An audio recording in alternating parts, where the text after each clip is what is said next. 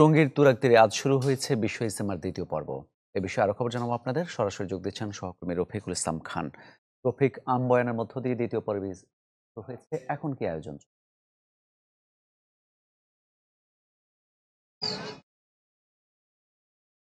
মামুন, যদিও ফজরের নামাজের পর আম-বয়ানের মধ্য দিয়ে ইজতেমা শুরু হওয়ার কথা ছিল, এখন পর্যন্ত কিন্তু ইজতেমা শুরু হয়নি।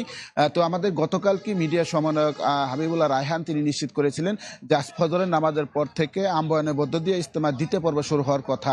কিন্তু আমরা এই মুহূর্তে আসলে মাঠের ভেতরে এসে যেটি দেখছি, মুসল্লির সাথে কথা বলে যেটি জানতে পেরেছি, ফজরের নামাজের পর থেকে কিন্তু এখনো বয়ান শুরু হয়নি। তবে ধারণা করা হচ্ছে হয়তোবা আরো কিছু সময় পর থেকে হয়তো বয়ান শুরু হবে।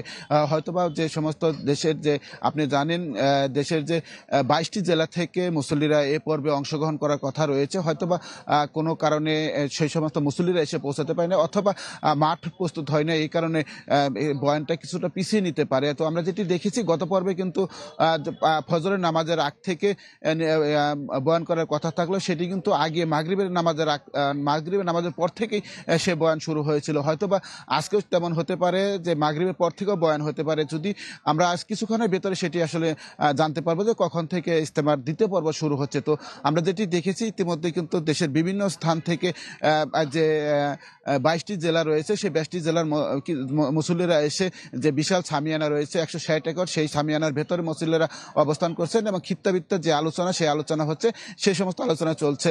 আর এখন পর্যন্ত আমরা যেটি দেখেছি যে গাজীপুর মেট্রোপলিটন পুলিশের পক্ষ থেকে প্রথম পর্বের মতো দ্বিতীয় পর্বে কিন্তু আইন শৃঙ্খলা বাহিনীর সদস্যরা নিয়োজিত রয়েছে, তারা নিরাপত্তার দায়িত্বে রয়েছে। তো ইজতেমা শুরু হওয়ার সাথে সাথে কিন্তু আমরা জানিয়ে দেব।